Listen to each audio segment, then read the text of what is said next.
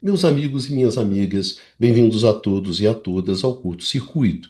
Eu sou Ronaldo Vicário e esse é um programa do Grupo de Economia da Energia, do Instituto de Economia da UFRJ, que discute as grandes questões do setor elétrico aqui no mundo. Nesse Curto Circuito 79, eu gostaria de conversar com vocês sobre as dificuldades da abertura do mercado elétrico. As dificuldades de você dar o direito a todo consumidor de poder escolher o seu fornecedor de energia elétrica, como já acontece na telefonia celular, em que os consumidores podem escolher livremente a sua operadora. Essa abertura, ela faz parte da proposta de reforma do setor elétrico enviada pelo governo para o Congresso Nacional em maio passado, e a sua possível aprovação afeta de forma radical a vida de mais de 80 milhões de consumidores residenciais de energia elétrica do país. As dificuldades da abertura do mercado elétrico, a chamada liberalização do mercado elétrico, é um tema recorrente aqui no Curto Circuito. Inclusive, a gente reuniu os programas relativos a esse tema em uma playlist cujo link encontra-se na descrição desse vídeo. Nesse Curto Circuito 79, eu gostaria de retomar com vocês essa discussão sob uma perspectiva histórica, situando a questão no contexto da evolução do setor elétrico ao longo do tempo, ou seja, a partir daquela abordagem adotada nos programas que nós chamamos de curtos circuitos evolução. O programa de hoje procura justamente inserir a análise da abertura do mercado elétrico no contexto da evolução do setor, no contexto da chamada reforma liberal do setor elétrico, que é uma proposta de estruturação do setor que está presente nos debates há mais de 40 anos. Ou seja, nós já temos uma longa experiência no que diz respeito às dificuldades da abertura do mercado elétrico à competição. Esse não é, de forma nenhuma, um tema novo. Então, quando a gente vai analisar a proposta de abertura do mercado elétrico brasileiro, é razoável recorrer à experiência acumulada ao longo desses 40 anos sobre o tema. Nós já começamos a discutir a reforma liberal no quadro dos curtos-circuitos de evolução no programa 65, chamado O Pulo do Gato da Reforma Liberal do Setor Elétrico. Ali, nós discutimos a lógica da reforma liberal, a sua força e as suas fraquezas fundamentais. Hoje, eu gostaria de abordar o surgimento das primeiras dificuldades da implementação da agenda de liberalização dos mercados elétricos. Para isso, eu vou recorrer a um texto que eu escrevi há 20 anos e que discute um conjunto de análises de autores liberais que apontavam uma série de dificuldades que a abertura de mercado estava encontrando naquele momento. Eu acho que essas análises, elas são muito importantes, porque depois de um otimismo inicial avassalador, pela primeira vez, havia uma constatação prática de que as dificuldades da implementação da abertura do mercado eram muito maiores do que aquelas imaginadas inicialmente. Além disso, essas análises, elas são feitas em um momento no qual a transição energética ainda não havia imposto a sua agenda ao setor elétrico, deslocando completamente a agenda da transição para o mercado. Ali, a agenda relevante ainda era a liberalização do mercado, ainda era a transição para o mercado. Portanto, as dificuldades ainda eram aquelas associadas a essa agenda. Assim, a gente vai fazer uma espécie de um react a um conjunto de análises liberais que, a partir dos eventos ocorridos na primeira metade dos anos 2000, identifica uma série de dificuldades significativas para a abertura do mercado elétrico. Dificuldades que, na verdade, só vão aumentar com o passar do tempo. Então, é importante, quando a gente está pensando em abrir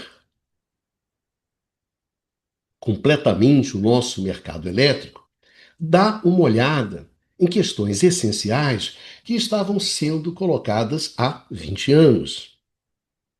Principalmente quando se trata de uma discussão de algo que atinge milhões de pessoas. E quando essa discussão se dá de uma forma tão superficial e irresponsável como está acontecendo com a abertura do mercado elétrico no Brasil, como se não houvesse nenhuma experiência passada, nenhuma experiência pretérita sobre o tema, como se nós ainda estivéssemos nos primórdios da reforma elétrica, lá nos anos 1980, 1990.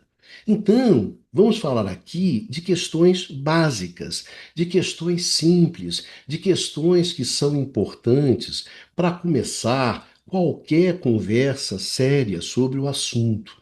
Na verdade, vamos falar de velhas questões, de questões que são conhecidas há muito tempo, mas que, por alguma razão, em terras tupiniquins, são solenemente ignoradas. Vamos então às novas velhas questões.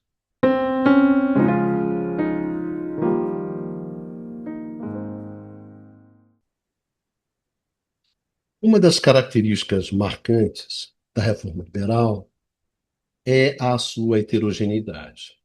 No limite, cada reforma é uma reforma. A reforma californiana é diferente da reforma inglesa, que é diferente da reforma brasileira, que é diferente da reforma eslava, que é diferente da reforma ibérica, e assim por diante. Na verdade, não há nem mesmo uma reforma americana, com cada estado tendo a sua própria reforma. Diferentemente do modelo tradicional do setor elétrico, que alcançou uma certa padronização e difusão em torno da exploração das economias de escala, o modelo competitivo, em torno da exploração do potencial competitivo, ele nunca chegou nem perto dessa padronização, dessa difusão do modelo tradicional. De tal forma que qualquer tentativa de análise sobre esse grande movimento, ele deve se deter naqueles elementos que constituem os pontos centrais da reforma, naqueles elementos comuns a todas as reformas, tanto no que diz respeito às suas grandes apostas, quanto no que diz respeito às suas grandes fragilidades. Por isso, se a gente contou aqui nos curtos circuitos evolução, a história do nascimento, do crescimento e da crise do modelo tradicional, em cima da sua grande aposta, a exploração das economias latentes de escala e da sua grande fragilidade, a explosão da complexidade, nós vamos tentar contar a história do modelo competitivo também em cima da sua grande aposta, a introdução da competição, a introdução da concorrência e da sua grande fragilidade, que também é a explosão da complexidade. Cabe reforçar aqui a ideia, muitas vezes abordada no circuito, que em sistemas complexos, o grande desafio sempre é a redução da imprevisibilidade advinda da complexidade intrínseca a esse tipo de sistema. Então, gente, não é gratuito o papel desempenhado pela explosão da complexidade na fragilização dos dois modelos, tanto o tradicional quanto o competitivo. Nós iniciamos a discussão sobre a reforma liberal com o curto-circuito 65, sobre a lógica dessa reforma. E hoje nós vamos abordar aqui as análises envolvendo as reações aos primeiros reveses dessa reforma, as primeiras dificuldades significativas de avançar nessa agenda. É importante ressaltar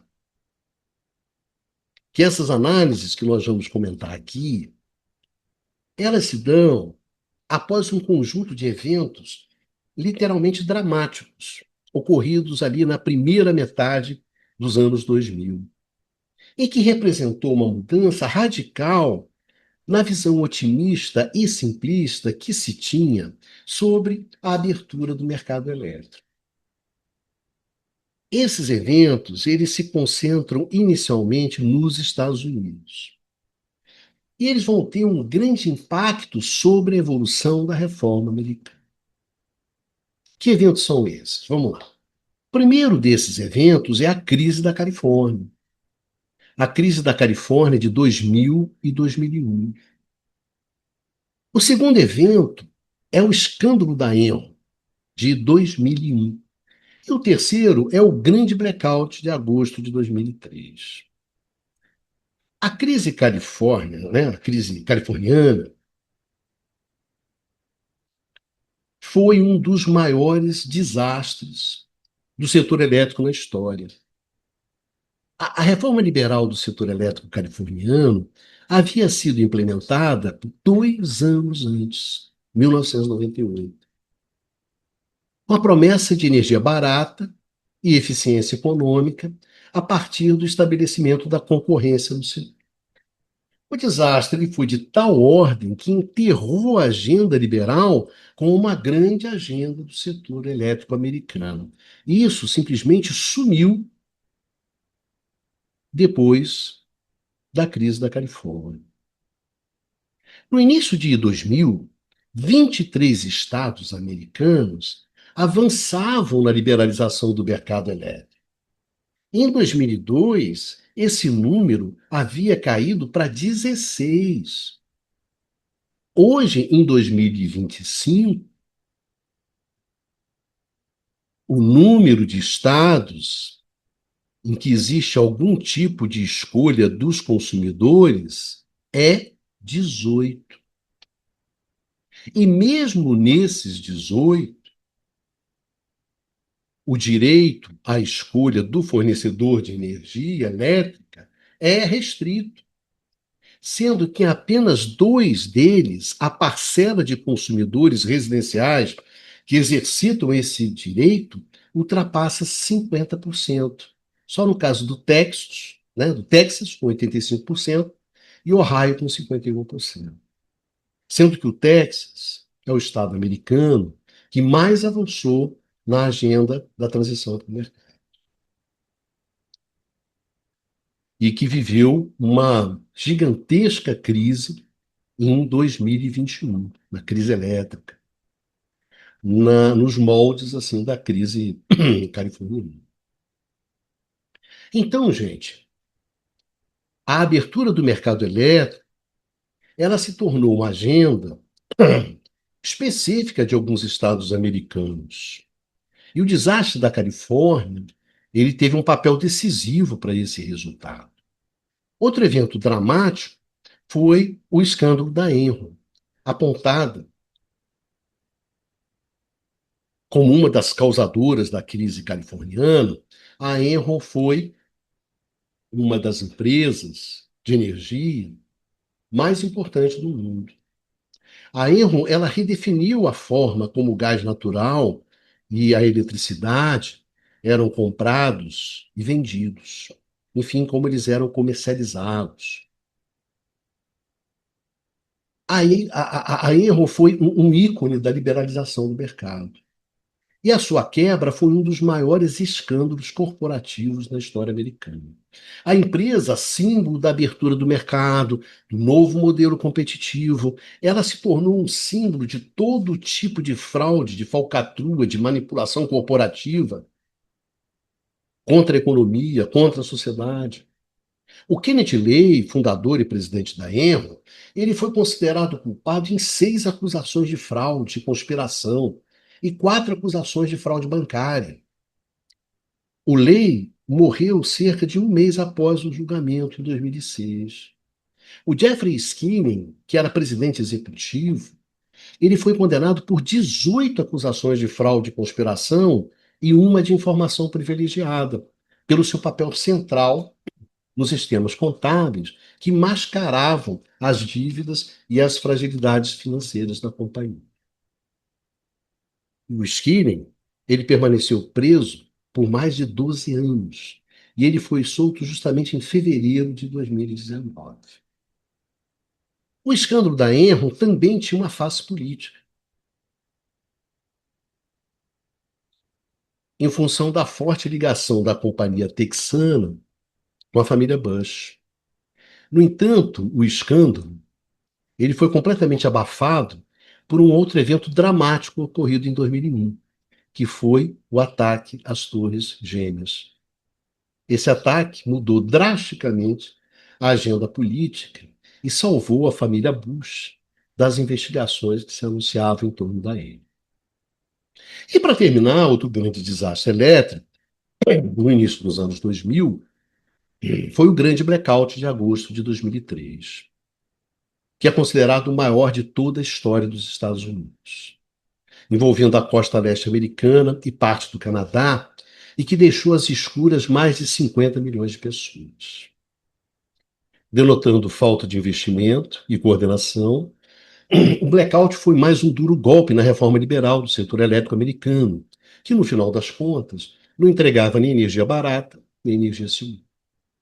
O interessante é que o grande blackout de 1965, que nós vimos aqui no curto-circuito de 53, no contexto da grande crise do setor elétrico dos anos 70 e 80, envolveu, gerou a implementação de soluções que apontavam na direção de uma maior coordenação e investimento em capacidade instalada ociosa de segurança.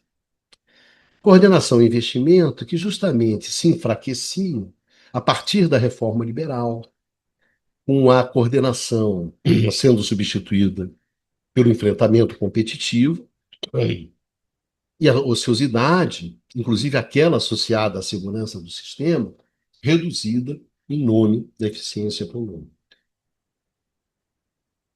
Todos esses eventos, eles foram colocados na conta da reforma liberal. E é nesse quadro de pressões dramáticas sobre a reforma, principalmente a reforma americana, é que os reformadores eles vão procurar responder às críticas à abertura do mercado. O primeiro deles que nós vamos abordar aqui é o Paul Joskell. O Joskell é um liberal importante que já em 1983, em parceria com o Schmeling, ele escreveu um livro fundamental para as reformas liberais, que é o Market for Power. Em 2006, diante das críticas crescentes à abertura do mercado elétrico, o Joskell escreveu o seguinte: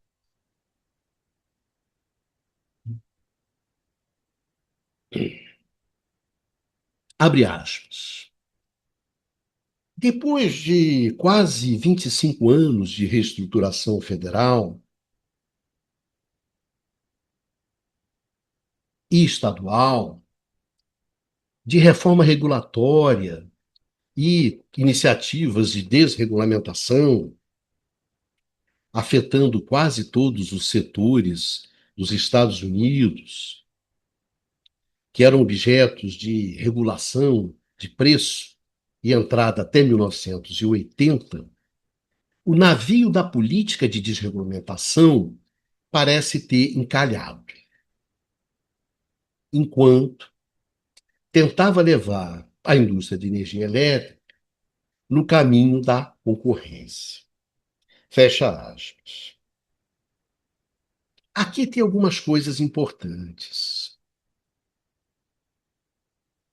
Em primeiro lugar, cabe uma explicação sobre esses 25 anos sobre os quais o Joskell tá falando. Né?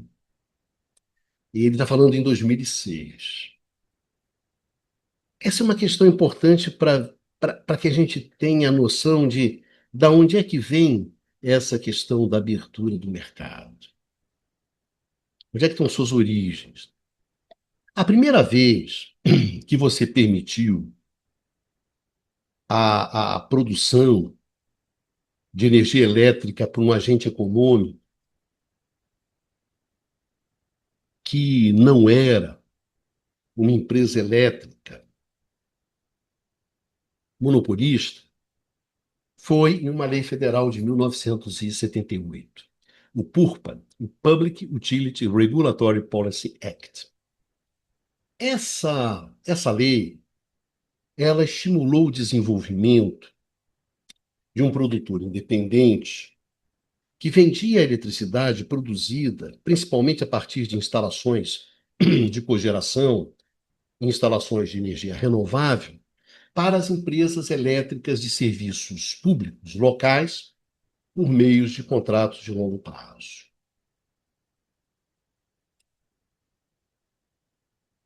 Por que esses, por que esses estímulos?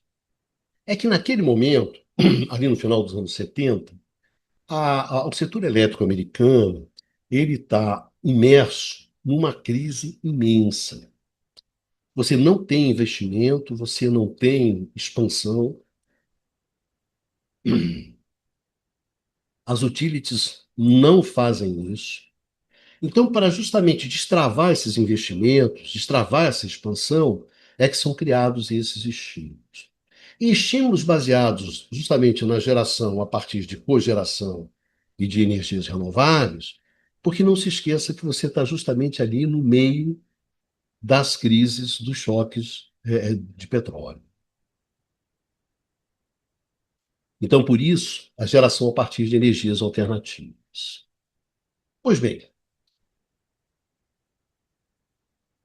apesar do interesse acadêmico, desde a década de 80 e de alguma experiência anterior em outros países, as iniciativas abrangentes de reestruturação e de concorrência do setor elétrico, elas só começaram a ser levadas a sério pelos formuladores, né, de políticas dos Estados Unidos em meados da década de 90. Então, na década de 80, você tem algumas experiências pioneiras, como a do Chile, e principalmente o início de um debate acadêmico e político que procura formular propostas na direção da abertura do mercado elétrico, da introdução da competição no mercado elétrico. Na década de 90, você vai ter a implementação efetiva dessas propostas. E na década seguinte, você vai ter um refluxo efetivo dessas propostas em função de problemas concretos de implementação dessa agenda. E depois do deslocamento da agenda da transição para o mercado pela agenda da transição energética. Ou seja, o grande momento do liberalismo no mercado elétrico foi nos anos 1990.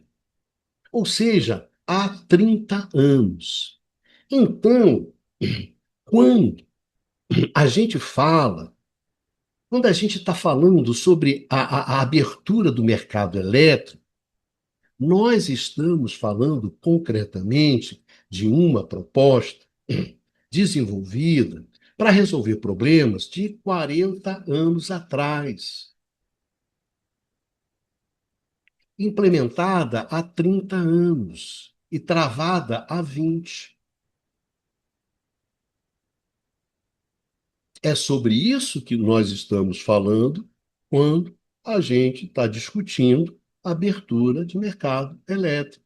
Estamos falando de uma proposta, de uma agenda, de uma solução de 30, 40 anos atrás. Há uma outra coisa muito importante na fala do Joshua, que é a visão dele do processo de abertura do mercado como um processo de desregulamentação, como um processo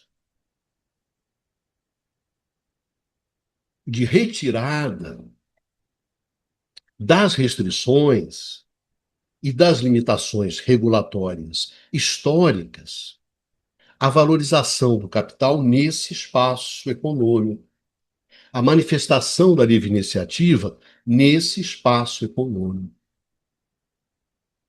Em função disso, a energia elétrica ela deixa de ser encarada como um bem essencial, fornecido, um bem fornecido sob o regime de serviço público, e passa a ser vista como uma mercadoria, como outra qualquer, fornecida por um mercado como outro qualquer.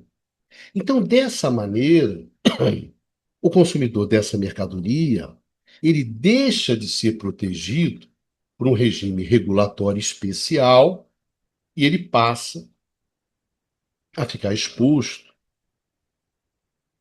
aos movimentos do mercado livre. Esse é um movimento que, em termos de economia política, atende aos interesses do capital, principalmente do capital financeiro, cada vez mais hegemônico no setor, em busca de ganhos cada vez maiores. Ganhos, muitas vezes, conseguidos à custa da segurança do abastecimento e da modicidade tarifária. Traduzindo, energia de pior qualidade, energia mais cara. Em suma, abrir o mercado, concretamente, é aumentar o poder das empresas e reduzir a proteção dos consumidores. A ironia da situação é que tudo isso é feito em nome da maior liberdade do consumidor, em um mercado que não é como os outros e que comercializa uma mercadoria que não é igual às outras. Um mercado no qual as assimetrias, em termos de poder de mercado entre os agentes, essas assimetrias são gigantescas. Por isso, é importante ter claro que quando falamos de liberalização de mercados, estamos falando de desregulamentação de mercados. E isso implica em maior liberdade para o capital. E isso tem consequências, sim, para o consumidor. E aí, a gente entra no cerne da discussão, quando Josko afirma o seguinte, abre aspas,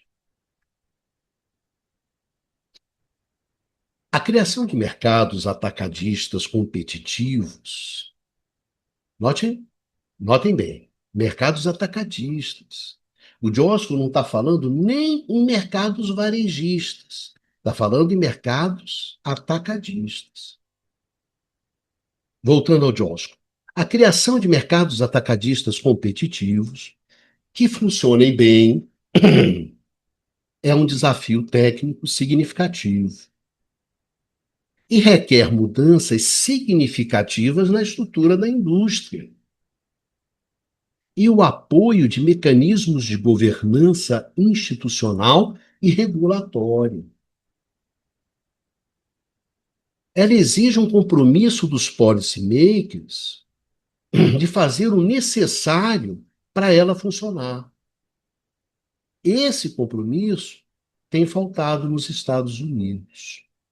A principal barreira para uma reestruturação bem-sucedida é um programa de competição nos Estados Unidos, no momento. Então, a principal barreira para uma reestruturação bem-sucedida em um programa de competição nos Estados Unidos, afirma o Josko, no momento, a principal barreira é política. Fecha aspas.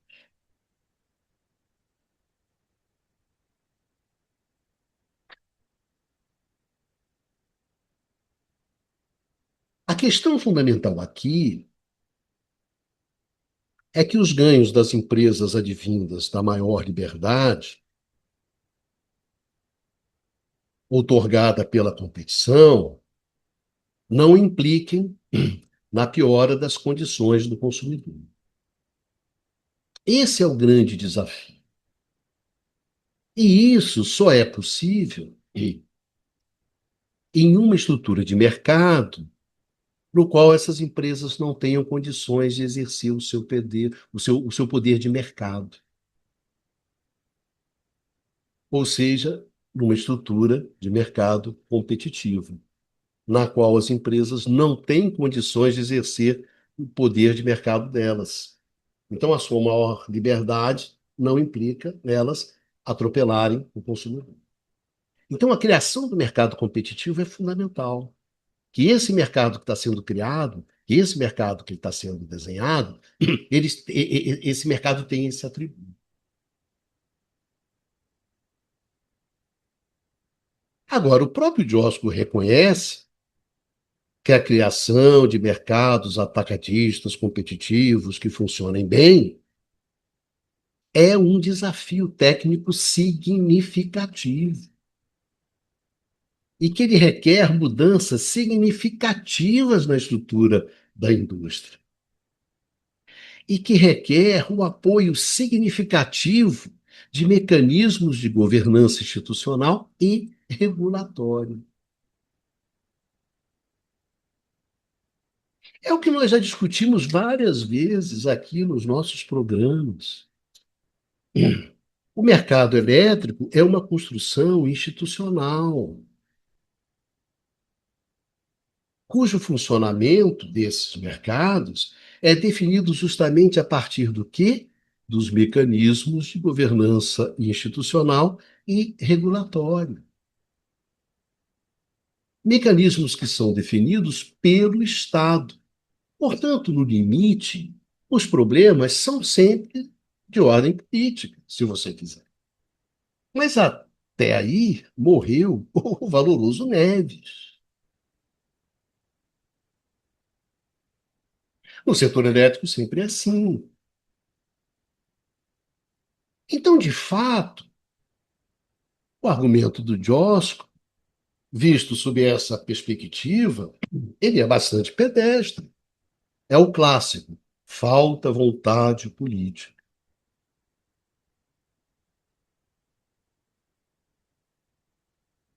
Agora, não deixa de ser engraçado, né? Quando nós estamos falando justamente de uma forma no qual a crença no mercado, ou seja, a dimensão ideológica, tem um peso tão grande, né?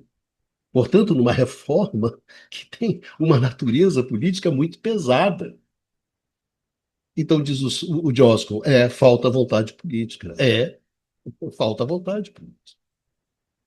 Então, dessa maneira, o Joskell reduz as dificuldades concretas de criação de mercados elétricos competitivos a um problema de falta de vontade política. E nessa mesma linha, vão dois autores do Instituto Cato, um think tank liberal americano, o Van Doren e o Taylor, que escrevem em 2004 o seguinte, abre aspas, nós não esperamos que a desregulamentação genuína e completa venha a acontecer no futuro previsível. Mas nós esperamos que o caso da reestruturação continuará sob crescente pressão política e econômica. E sob essa mesma expectativa da pressão continuada sobre a reforma, escreve um outro autor liberal, que é o Costello. E aí, em 2003, o Costello escreveu o seguinte, abre aspas, eu reconheço as forças fortes que atuam nesse setor contra o desenvolvimento de mais concorrência. Concordo que a desregulação, que a reestruturação de outras indústrias, em geral, funcionou bem para a melhoria dos consumidores e da sociedade como um todo. Mas o que temos encontrado até agora é que esses esforços para a indústria de energia elétrica nos Estados Unidos vão exigir muita paciência, muita resiliência. Nós estamos vivendo em um mundo de fantasia se acreditamos que podemos remover interesses políticos do debate da reestruturação. E, sem dúvida, não devemos.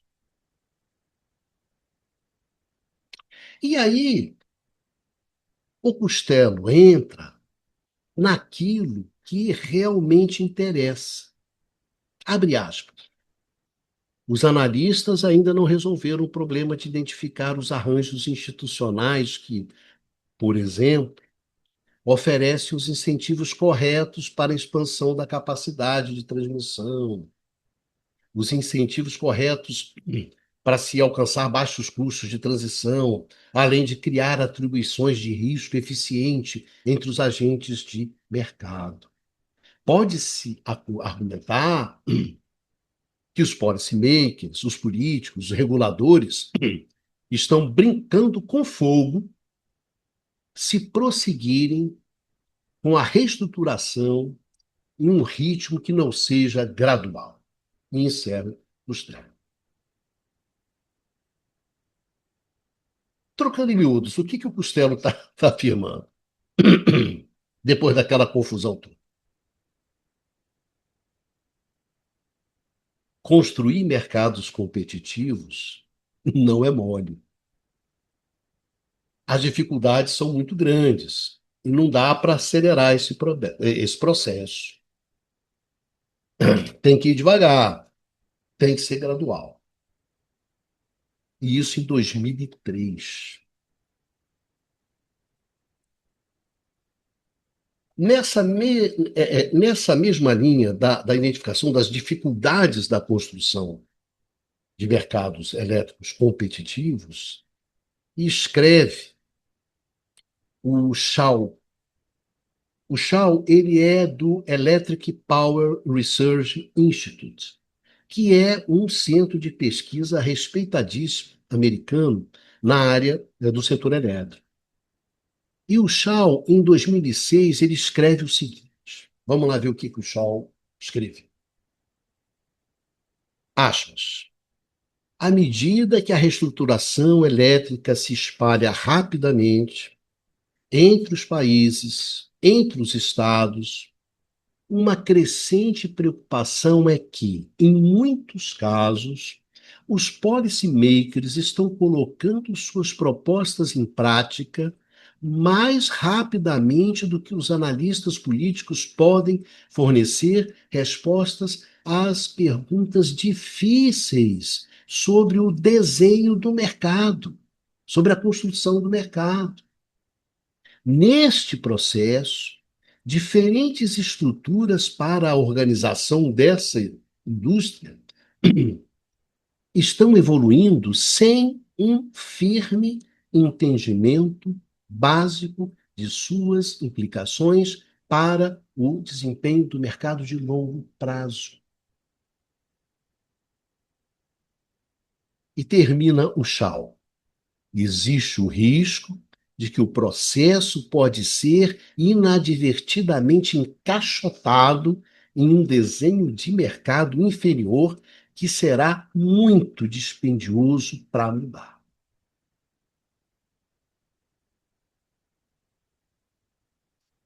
Então, o Shaw ele reforça a ideia do gradualismo da reforma. Reforça a ideia do avançar com cuidado diante de um desafio gigantesco. É aquela velha história, né? Se você não sabe direito o que você está fazendo, faça devagar. Ou, nas palavras do grande Paulinho da Viola, né? Faça como o velho marinheiro, que durante o nevoeiro leva o barco devagar. Então, dessa forma, o simplismo e a superficialidade, que justamente subestimavam as dificuldades da abertura do mercado elétrico, que sustentavam um otimismo que ignorava o que era de fato o setor elétrico, esse simplismo, essa superficialidade vão desaparecendo a partir da dura realidade do setor. que aquele conjunto de eventos ali do início dos anos 2000 deixou bem claro. Agora, os desastres elétricos, eles não se limitaram aos Estados Unidos. Você teve nesse mesmo período o grande racionamento no Brasil, grandes blackouts na Europa, que ajudaram a desenhar um quadro de incertezas sobre os resultados práticos da reforma liberal. E aí, se a gente sai dos Estados Unidos, atravessa o Atlântico, a gente vai encontrar o Glachan e o Sagan, a partir da experiência europeia, agregando os novos desafios à reforma competitiva. Isso em 2006. E o Glachan e o Sagan escreveram o seguinte, abre aspas, em última análise, parece que os Estados-membros aqui são os Estados-membros da União Europeia, parece que os Estados-membros não procuram construir um mercado europeu de eletricidade, mas estabelecer condições mínimas para o ir e vir dos operadores verticalmente integrados entre os mercados nacionais bilaterais. Recupera-se, portanto, as conclusões do Marcel Boatet, que observou em 2003 e 2004 que o mercado europeu não existia como mercado de energia, mas se desenvolvia muito mais como um mercado de capitais, atuando em todos os sentidos por cessões, fusões, aquisições. Fecha aspas. Enfim, o que esses caras estão falando? Eles estão falando o seguinte: o que circulava livremente na Europa eram os capitais e não a energia. Eram as empresas de energia, não a energias.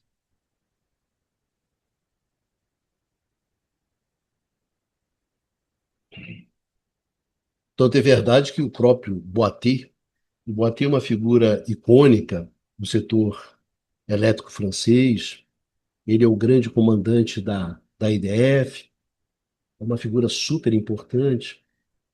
Em função de tudo isso, o Boatet afirmou o seguinte: cara, se é assim, o que a gente precisa não é uma política de energia.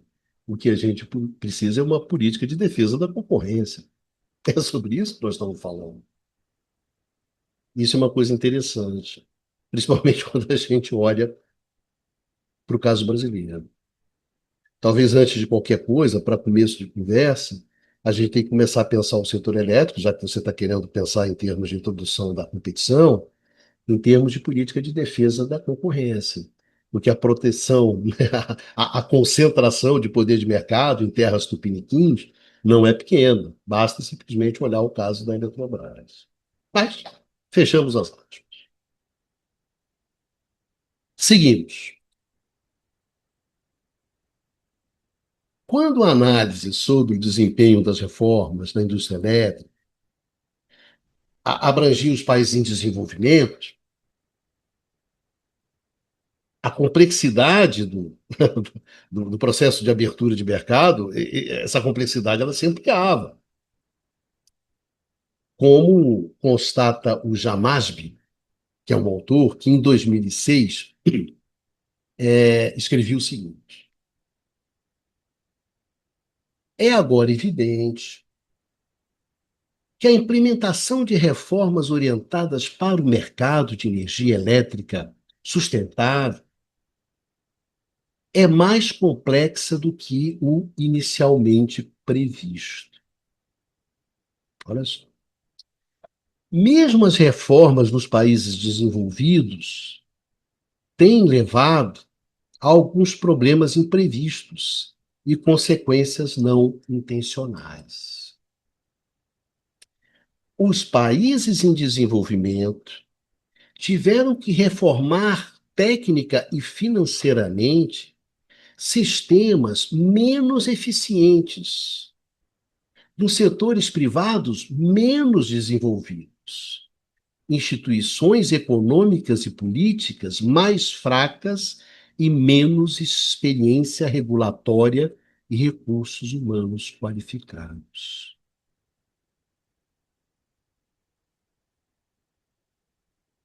E seguiu Jamasb.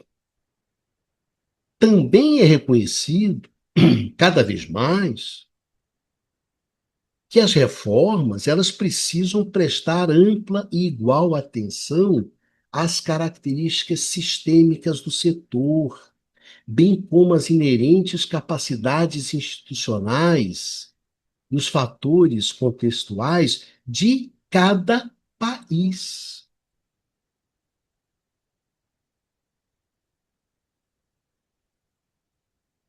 Embora haja considerável experiência e lições nas reformas, a tarefa de projetar reformas que funcionem bem continua em andamento.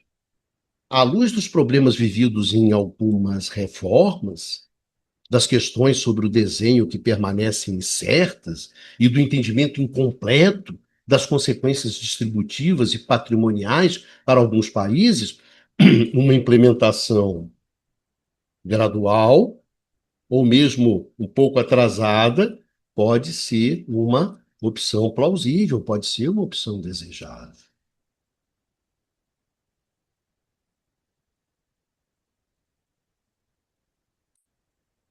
Se a questão era difícil nos países desenvolvidos, imagina quando você vai transladar essa questão para os países em desenvolvimento, com as nossas carências institucionais, justamente numa reforma que demanda muito das instituições. Aí o Chong, que é um outro autor, ele radicaliza a crítica à proposta de um modelo único de reformas para os países em desenvolvimento. E aí o Chong diz o seguinte: várias lições podem ser extraídas a partir da experiência de reforma no setor de eletricidade. Primeiro, o impulso para a reforma do setor veio de uma crença no mercado e na concorrência no mercado, e não de realidades econômicas. A crença, ela é forte o suficiente para que alguns economistas insistam que um modelo de mercado perfeitamente desenhado para a reforma, ele pode ser implementado independentemente dos sistemas políticos e econômicos ou dos estágios de desenvolvimento do país e da indústria elétrica. As experiências reais de reforma, no entanto, mostraram que, mesmo se as mudanças são necessárias no setor, os benefícios de curto prazo tendem a ser pequenos ou inexistentes, e os benefícios de longo prazo, enquanto convincentemente apoiados na teoria, podem ser muito difíceis de documentar na prática. E aqui o Chung toca num ponto essencial,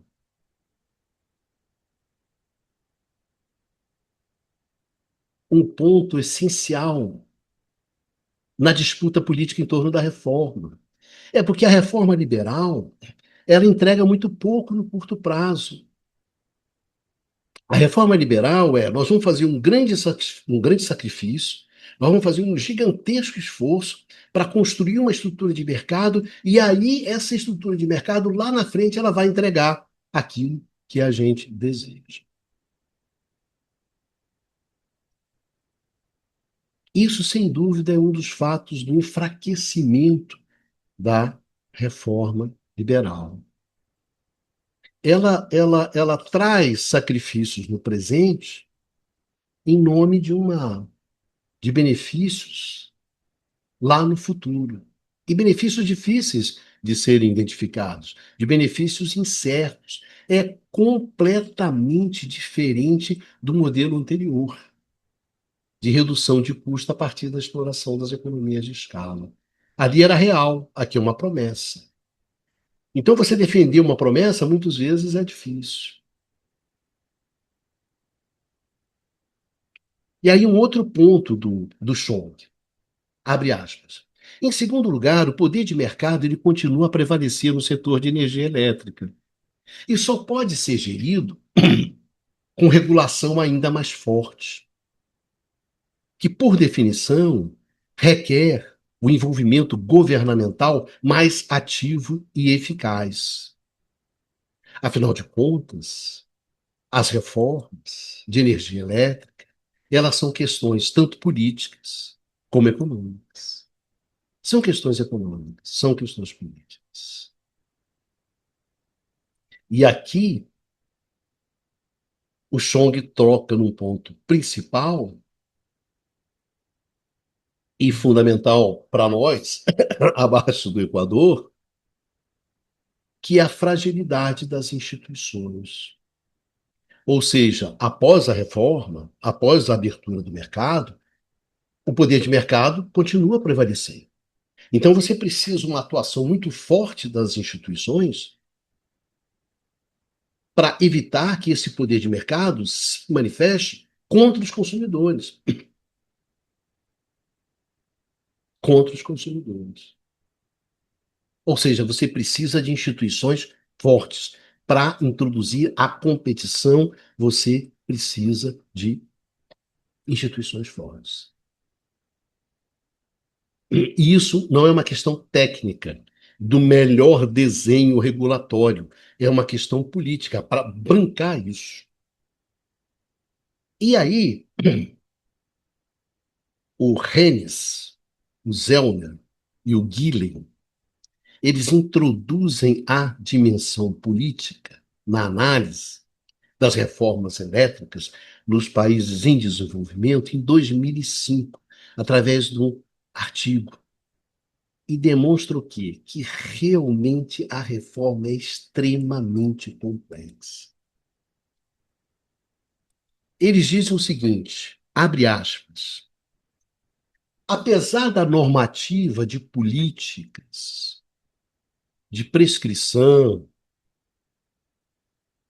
defendida pelo Banco Mundial, pelo Fundo Monetário Internacionais e por alguns acadêmicos, que os países devem empreender a privatização, a reforma regulatória e a liberalização do mercado em conjunto, o que a gente vê é que a exposição multilateral ela teve um efeito positivo sobre a privatização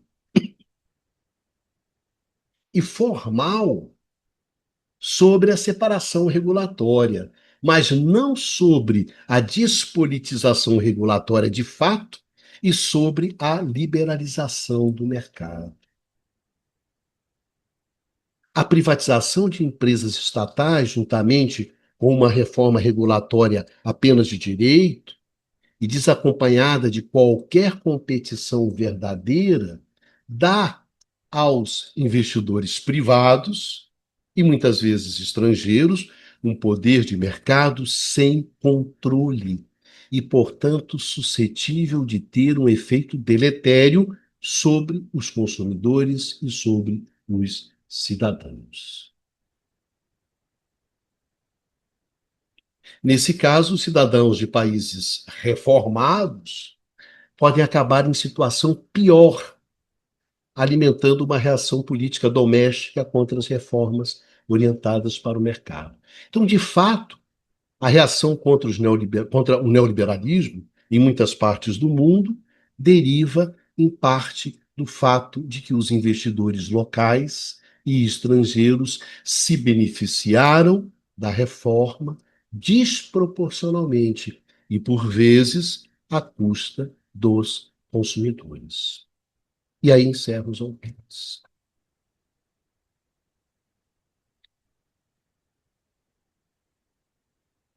O Murilo e o Galhardo são outros dois autores, em 2005, analisando as reformas nos setores de infraestrutura, telecomunicações e energia elétrica na América Latina, elas reforçam as afirmações anteriores e introduzem um novo vetor propulsor dessas reformas em nosso continente na década de 80 e 90. A competição política, a disputa política.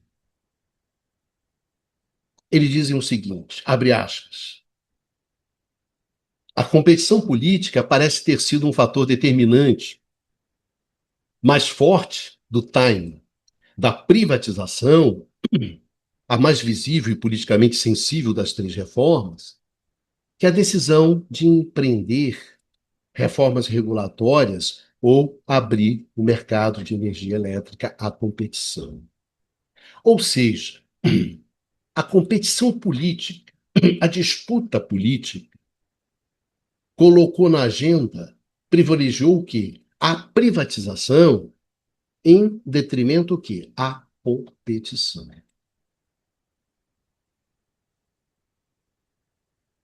Ou seja, o que valeu foi a privatização. Você viu muito pouco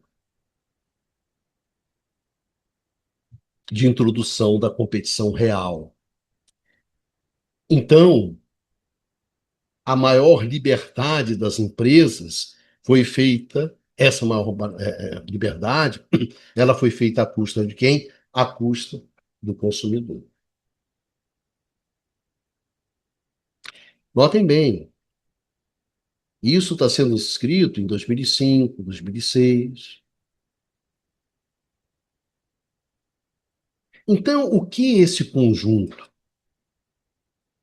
de análise apontava naquele momento da evolução do setor elétrico no mundo, no qual as dificuldades da abertura do mercado, pela primeira vez, davam as caras a partir de um conjunto de desastres elétricos, desastres que passaram a marcar fortemente a evolução dessa agenda liberal.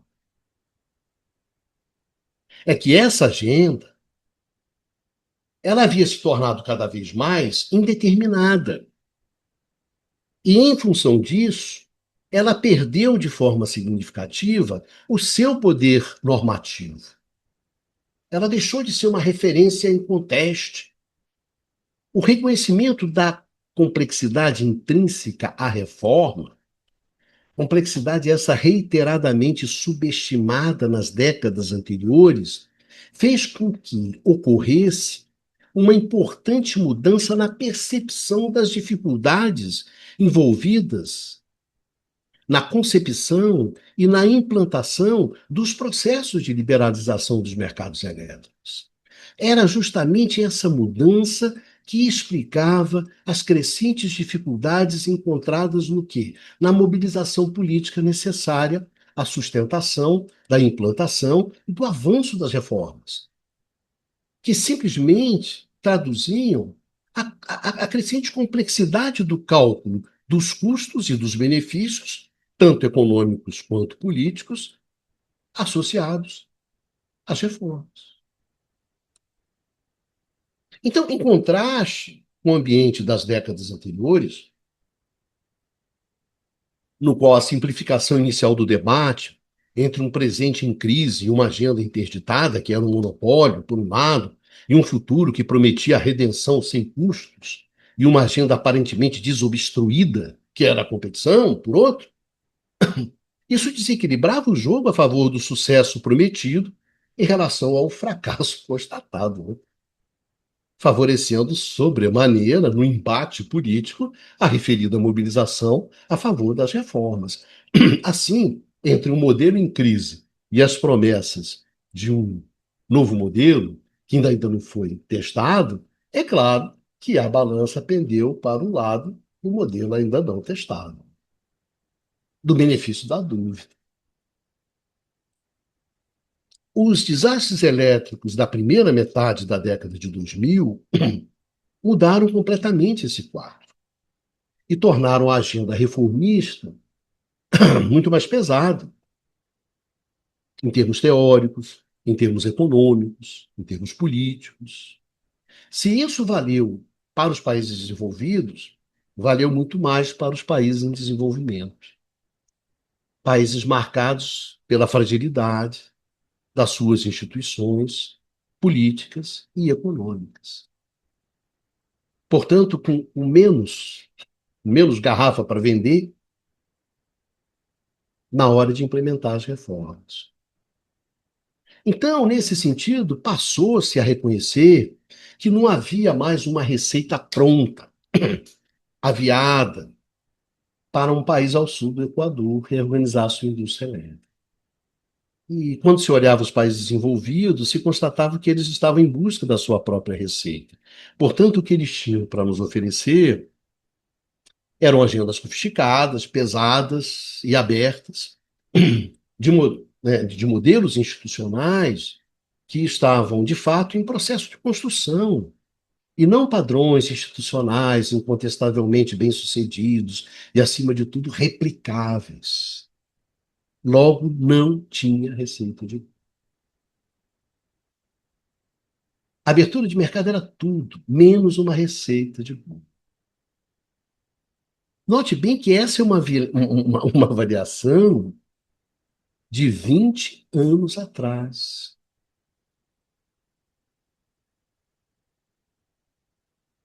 20 anos atrás.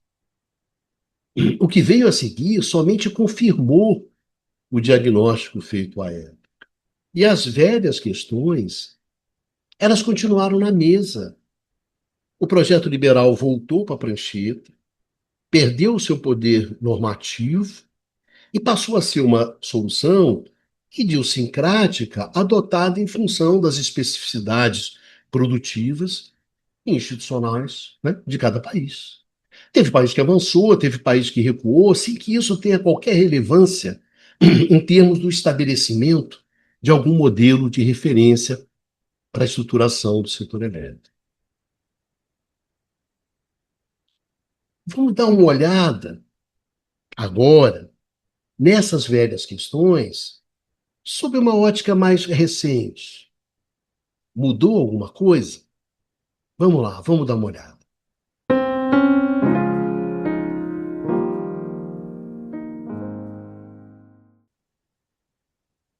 Tomando como referência um texto que eu escrevi em 2020 sobre a modernização do setor elétrico brasileiro, cujo link está na descrição desse vídeo, vamos ver o que alguns analistas escreveram e que tem referência com aquele conjunto de observações sobre os impactos das primeiras dificuldades significativas encontradas pela reforma liberal. O Hirsch escreveu o seguinte em 2013, abre aspas, muita coisa mudou nos 15 anos desde o estabelecimento de um quase consenso dentro do sistema de serviços públicos, com base nos princípios do mercado livre e menos regulamentação, ali no final dos anos 90.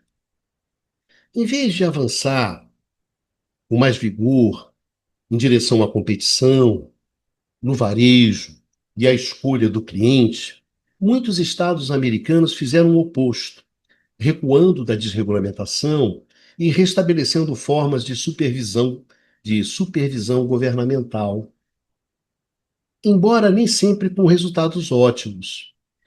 O fervor ideológico que alimentou os esforços de desregulamentação, entretanto, ele desapareceu.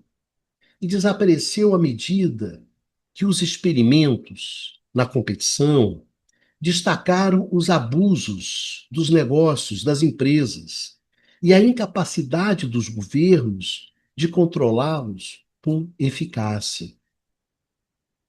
E termina assim o Reis. Parece que nenhum novo consenso entre as empresas elétricas surgirá tão cedo nos Estados Unidos. Um outro autor, Wieser, ele escreveu em 2015: mercados elétricos são construções institucionais complexas. Construir mercados eficazes é um processo de tentativa e erro, no qual esses mercados eles vão evoluindo com o tempo. Nesse sentido, mudanças incrementais são mais efetivas do que mudanças radicais. Enfim, notem bem, senhores, que 10 anos depois daquelas análises iniciais, lá de 2005, o gradualismo continuava valendo. A criação institucional de mercados elétricos exige a configuração de um extenso e complexo sistema de regras, de normas, de organizações que viabilize a operação e a expansão adequada desses mercados. O Hansan e o Percebuá, em 2017, eles chamavam a atenção para a inflação de regras estabelecidas pelo Estado para organizar o mercado elétrico. O Thomas, em 2016, lembrava dos elevados custos para desenhar o mercado elétrico inglês e introduzir a competição na Inglaterra. Por trás dessa explosão dos custos e das demandas institucionais, encontra-se o processo de reformar a reforma iniciado lá atrás, a partir dos desastres do início dos anos 2000, com a sua trajetória infindável de criação desses custos e dessas demandas associadas justamente à geração de espaços efetivos de coordenação com os seus respectivos puxadinhos para resolver problemas imprevistos. A reforma da reforma, ela se tornou um processo continuado de criação de puxadinho, puxadinho. O mercado de capacidade é um puxadinho, o mercado de diferença é um puxadinho, e lá vamos de puxadinho em puxadinho. Então você já não sabe nem mais qual é o processo, qual é o projeto original da casa, né? Tamanha quantidade de puxadinhos que essa casa passou a ter. Trocando em miúdos, há um custo institucional pesado e cada vez maior na abertura do mercado elétrico. E no que diz respeito às especificidades de cada país, a inadequação da proposta de transição para o mercado, as características intrínsecas do setor elétrico brasileiro, foi colocada desde o início da liberalização do mercado elétrico no país, por exemplo, pelo Roberto de Araújo. Em 2009, ele chamava a atenção para a contradição essencial de se ter um sistema concebido e construído para funcionar como um sistema único, integrado, coordenado e otimizado centralmente, por um lado, e uma proposta de descentralização, de fragmentação e exercício competitivo de uma autonomia individual. Essa contradição, segundo Roberto, gerava uma equação impossível de ser resolvida sem o sacrifício de um dos lados, e que o resultado seria, como aconteceu, a implosão do sistema por dentro, a partir justamente dessas inconsistências insustentáveis.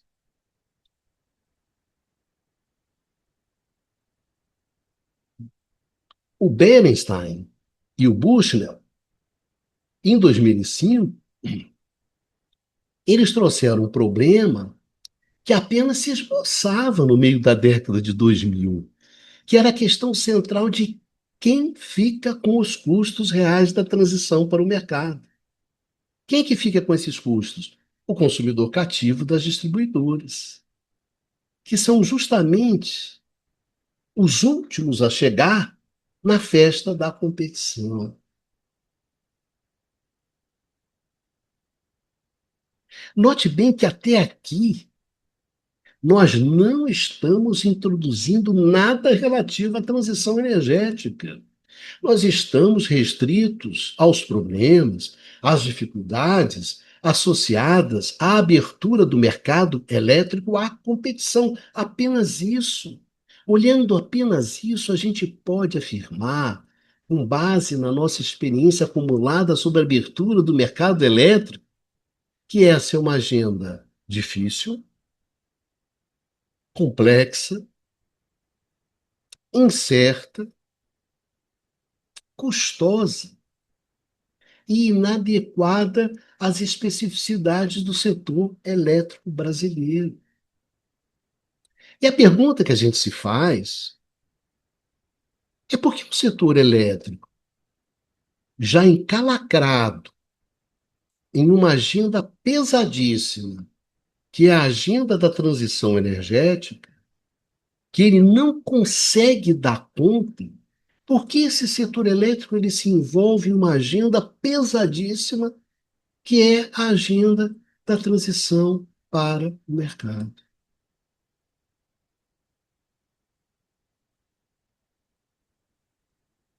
Problema, infelizmente, como dizia o velho bardo, há método na loucura. Sempre há método na loucura, principalmente no caso do setor elétrico.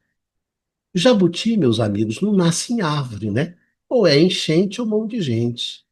Quem botou esse jabuti na árvore são as comercializadoras de energia elétrica e os bancos, os grandes interessados em aproveitar o potencial gigantesco de intermediação especulativa liberado pela abertura do mercado elétrico. Essa é a mão que balança o berço. Não é à toa que, nesses tempos bicudos, sejam justamente aqueles que não geram, aqueles que não transmitem, aqueles que não distribuem 1 kWh sequer, que decidam o futuro do setor elétrico brasileiro. E fazem isso graças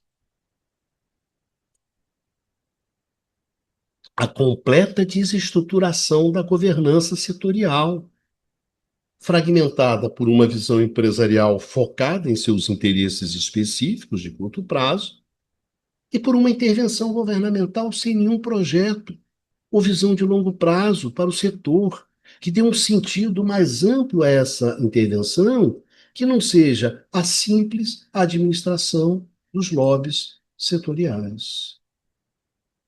É uma intervenção que corre ao sabor dos lobbies, que não tem nada que a ancore. Então não vai ser essa intervenção que vai ancorar o setor. Ela também está solta na tempestade. E antes de terminar, duas questões. A primeira delas, que é do conhecimento, até mesmo do mundo mineral, como dizia o velho Ninho Carter, que acaba de nos deixar, que a existência de margem excedente de capacidade de transmissão e geração é essencial para a introdução da competição. Sem ela, a necessidade de coordenação ela cresce violentamente, gerando uma forte pressão sobre a dotação institucional de cada país. Então, essa pressão, com raríssimas exceções, ela implode o sistema de contratos e, em consequência, o processo reformista, ou, no mínimo, deforma esse processo de maneira irreversível. Portanto, quem está no osso, quem não tem margem, quem não tem folga, não se aventura em uma estratégia como essa, simplesmente porque você acelerar o trem reformista nessas condições implica simplesmente em você sentar e aguardar o seu descarrilhamento, né? O desastre ferroviário. E aí, cara, não tem jeito. Ou você é inepto, ou você é irresponsável, ou então você é um daqueles espertos, né? Pescadores de águas turvas. Nesse momento, gente, o nosso setor elétrico ele está no osso. Ele não tem folga, ele não tem margem, porque simplesmente nós não temos os recursos de flexibilidade necessários para estabilizar e encaixar a explosão de oferta de energias renováveis que nós temos hoje. Discutimos isso a exaustão naquela nossa série sobre os impasses do setor elétrico brasileiro. Assim, cara, quem está numa situação como essa não se aventura em uma transição para o mercado.